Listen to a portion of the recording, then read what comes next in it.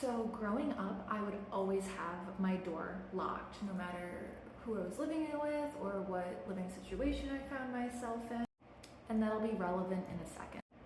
But I wanted to share a revelation, or at least a really good simile, metaphor, I don't know, for my personal experience with healing and shadow work. And if you can relate, let me know what you think.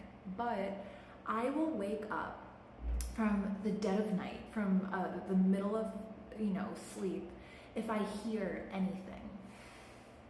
The dog licking its ass, the cat jumping off the counter, the wind moving a branch outside, whatever it is, it's like my brain is just never fully asleep unless the door is locked.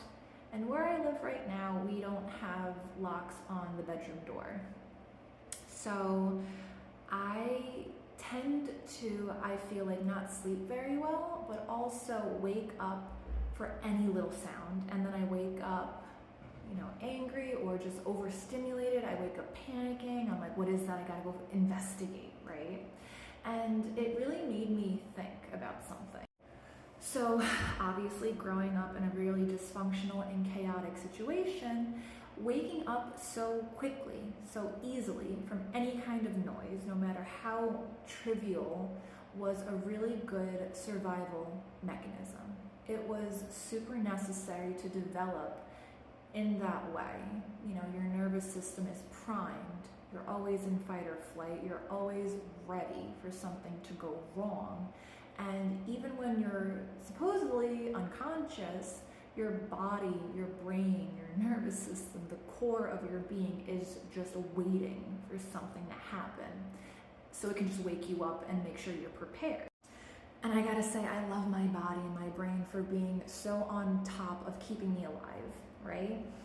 And while that was really, really something I needed in my, childhood years and in my teenage years, as a 32-year-old woman who has been, almost, 2,000 miles and 10 years away from all the craziness, I can really say that this survival tactic, this ability to just always wake up from any noise, does not suit me anymore. And a lot of shadow work is to unlearn these survival tactics that we relied on and needed, and thank goodness we had at the time, but right now do not serve us.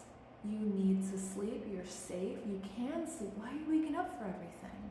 Nothing's going to happen, And it is hard to catch yourself as you wake up and talk to yourself and calm yourself and self-soothe and use whatever other kind of coping mechanism that you have under your belt that's healthy. But I never do it. I just wake up in a panic, in a rage. And it really made me realize today how important shadow work is, because even though what we're working on, I don't even know how to explain it, but that was just what I realized, how to compare my shadow work journey to something more tangible. Of course you can always talk about, you gotta, shed the things that no longer serve. But what does that actually mean in terms of dysfunctional living? And when you've been out of that and you're trying to survive away from it.